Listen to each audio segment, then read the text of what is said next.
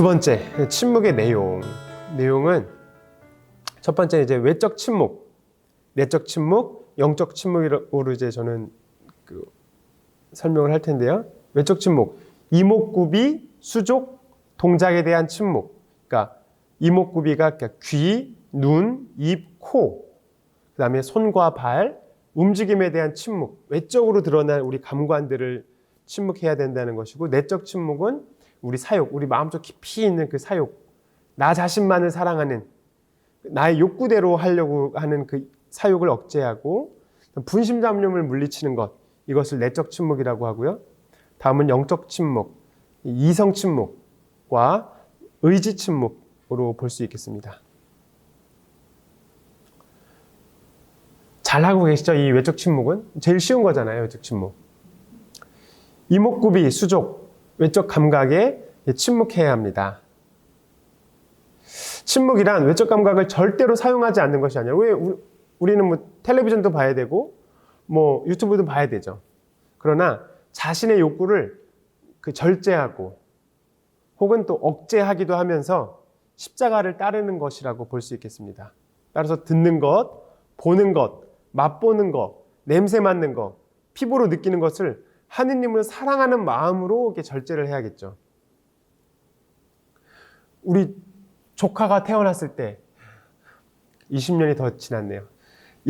조카가 태어났는데 그 살결이 너무 막 보들보들 하더라고요. 너무 예쁜 막 물론 여기 시험 때문에 막 좀 괴로워했을 수도 있겠지만 막 너무 예뻐가지고 막 이렇게 그런 느낌들, 인간적으로 너무 좋지만 그러나 우리가 그런 것들을 절제해야 되는 거죠. 하느님을 사랑하는 마음. 물론 그렇다고 해서 뭐 절대로 아이들을 뭐 안아주지 않아야 되는 건 아니겠지만 우리가 어떤 욕구에 빠져들지 않을 수 있도록 우리가 하느님을 사랑하는 마음으로 우리의 그 감관을 절제하는 것이 필요하겠습니다.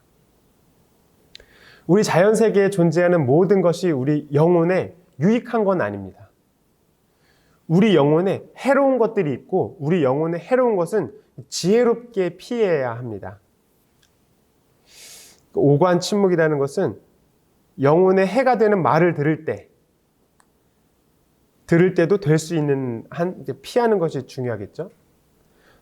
그래서 우리가 오관 침묵 중에서 가장 조심해야 될 부분은 앞서 말씀드렸지만 보고 듣는 거라고 생각됩니다.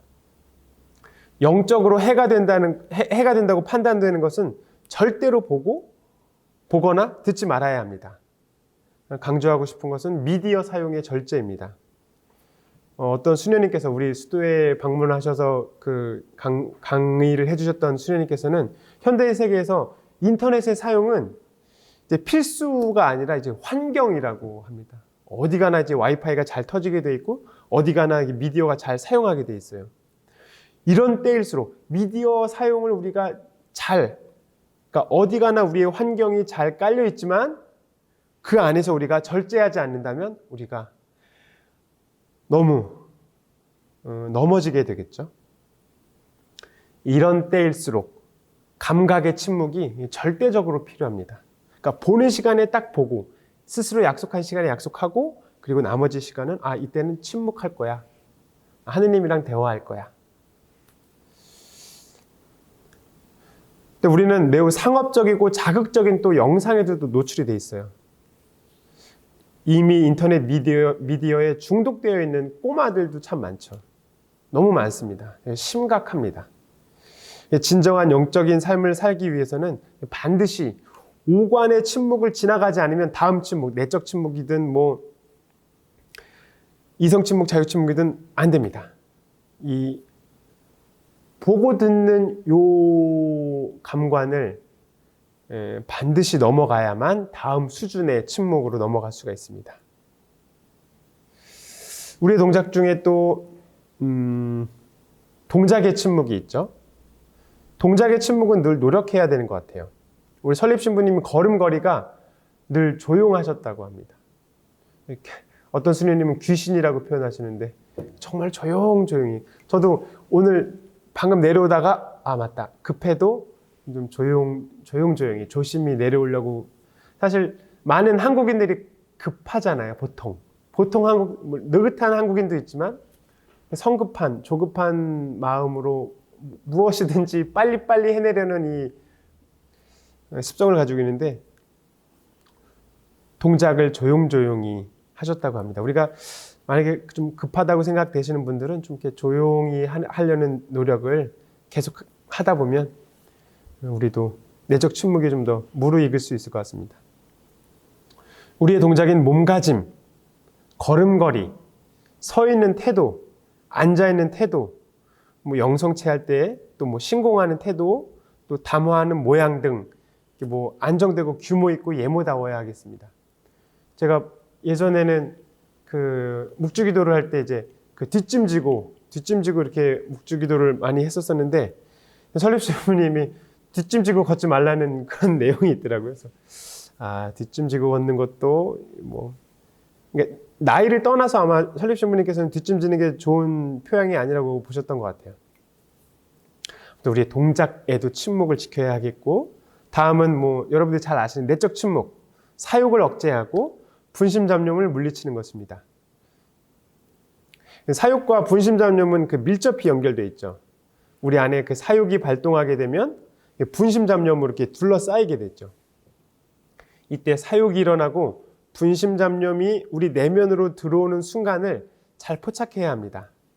물론 제가 따로 분심잡념을 물리치는 것에 대해서 또 사욕을 물리치는 것에 대해서 또 따로 강의를 준비하겠지만 아무튼 분심잡념이 우리 머릿속으로 들어오는 순간을 잘 포착해서 분심이 들어오고 있구나 하고 문지기를 두고서 여러분들 잘 되시죠 지금? 아직도 안 돼요? 말조심을 하라고 그렇게 했는데 이게. 그러니까 저도 잘 안 되는데요. 그 기도를 특히 뭐 이제 성체조배를 하고 있다 보면 성체조배 때 조용히 하고 있으면 분심잡념이 이제 막 무차별적으로 공격할 때 얘네가 공격하고 있구나 라는 것을 잘 인지해야 되는데 인지가 사실 쉽지는 않습니다. 그러나 사실 분심잡념을 물리치는 가장 좋은 방법은 저와 예수님 사이가 엄청나게 뜨거운 사랑을 하고 있으면 사실 분심잡념이 잘 안 들어오죠. 하느님, 그러니까 감실 안에 계신 그 예수 그리스도의 몸을 보고서 너무 이 사랑이 뜨거우면 분심잡념이 잘 안 들어오죠. 근데 이제 뜨겁지가 않아. 우리가 서로 사랑하는 게 뜨겁지가 않으면 이제 득달같이 이제 그 분심잡념들이 몰려와서 우리의 아픈 곳들을 잘 이렇게 찌르게 되죠. 그러나 꾸준한 훈련과 또 주님의 은총으로 인해서 또 우리는 그 사욕이 움직일 때 어떤 내가 무엇을 하고 싶다는 그런 그 사욕이 일어날 때 즉시 하느님의 은총으로 제어할 수도 있고 또 사욕으로 인해서 죄를 짓게 되었을 때 중요한 것은 즉시 통회 전개 보석하고 다시 해야겠다라는 마음가짐이 제일 중요한 것 같습니다. 그리고 또 물론 고해성사 보러 가야겠죠. 사욕 침묵이라는 것은 나쁜 욕심인 사욕의 지배를 받지 않도록 언제나 교만하지 않도록 자제하며 형제들을 기쁘게 해주려고 온 힘을 기울일 것이며 항상 자기의 욕심을 없애는 데 힘써야 합니다.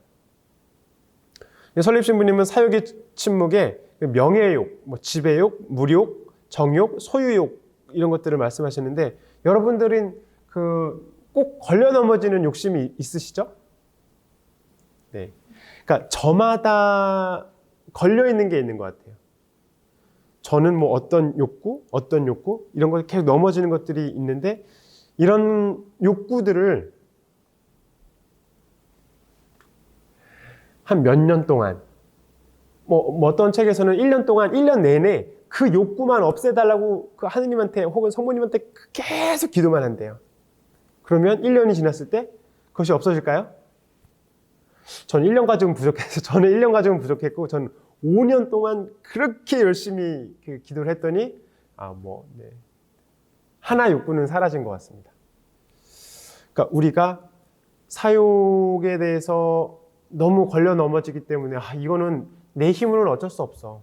나는 이거는 매번 판공성사 때마다 혹은 고해성사 때마다 계속 걸려지는 이 욕구는 이건 어쩔 수 없어 라고 해서는 안 된다. 어쩔 수 없다고 얘기하는 것은 예수님을 모독하는 거예요.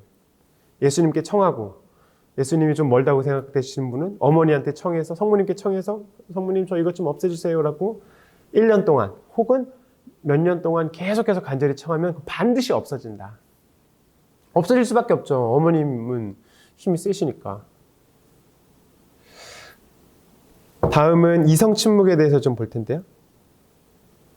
가끔 우리 형제들이랑 이야기를 하다가 그 특정 주제에 대해서 그 열렬한 토론을 하게 돼요. 뭐 네가 맞냐 내가 맞냐. 근데 끝까지 자신의 주장을 고집하고 결국은 막 화를 내는 경우도 있거든요. 근데 왜 이런 현상이 일어날까요? 왜 형제들이랑 토론을 하다가 네가 맞나 내가 맞나 막 싸우다가 결국은 화를 내면서 내가 맞다고 막 이렇게 주장을. 여러분들도 그런 경험이 있으시죠? 집에서 혹시 싸우시나요? 그렇게 둘이서?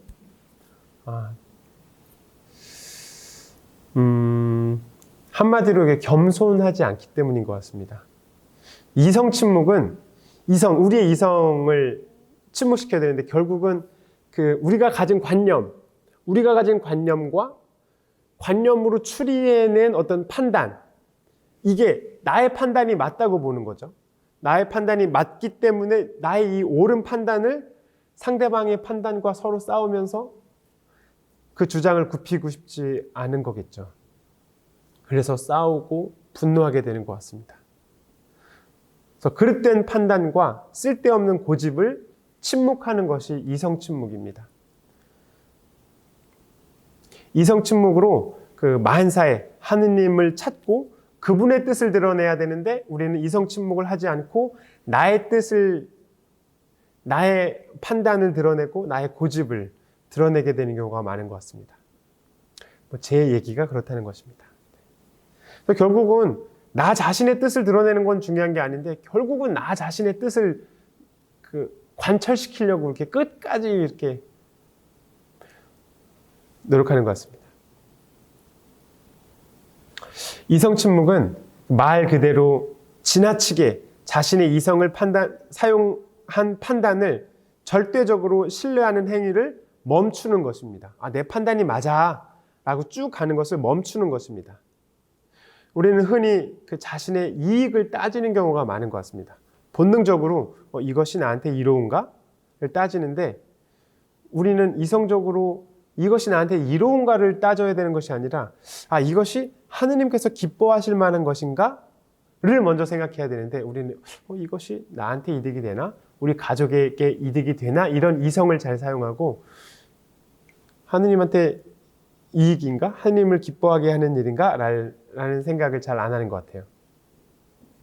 또 잘 모르면서 특히 수도자 같은 경우 성직자면서도 모르면 모른다고 해야 되는데 신부님 향주칠법에 대해서 좀 알려주세요. 그럼 제가 요즘 향주칠법 공부는 하고 있지만 잘 몰라요. 그럼 제가 잘 모릅니다 라고 솔직하게 얘기를 해야 되는데 향주칠법은요 이런 거예요. 잘 알지도 못하면서 막 얘기를 하는 경우가 있는 것 같아요.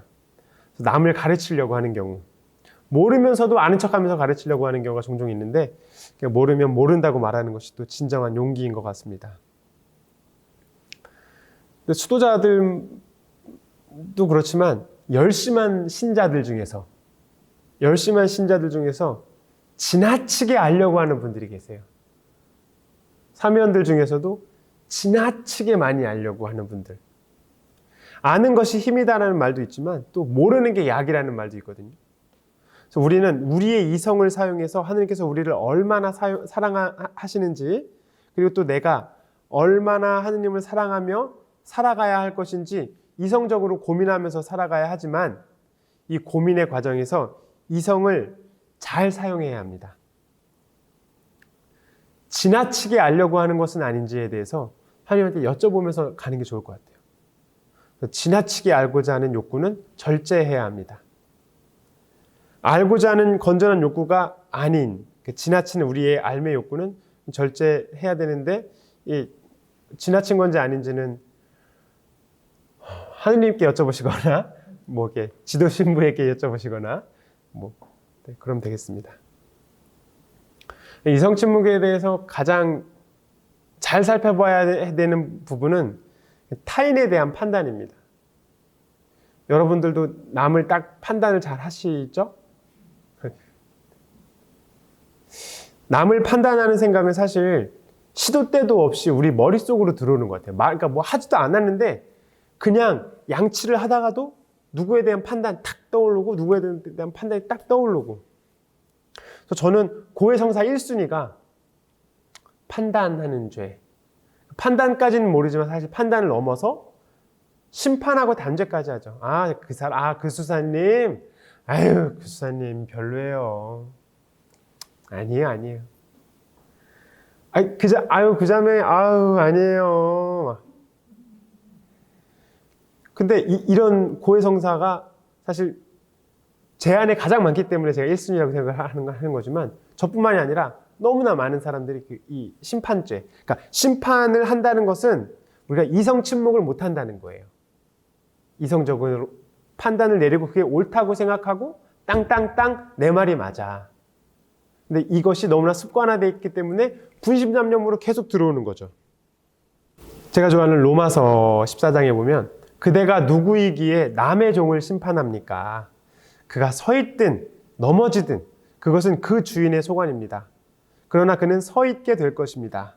주님께서 그를 서 있게 하실 능력이 있으시기 때문입니다.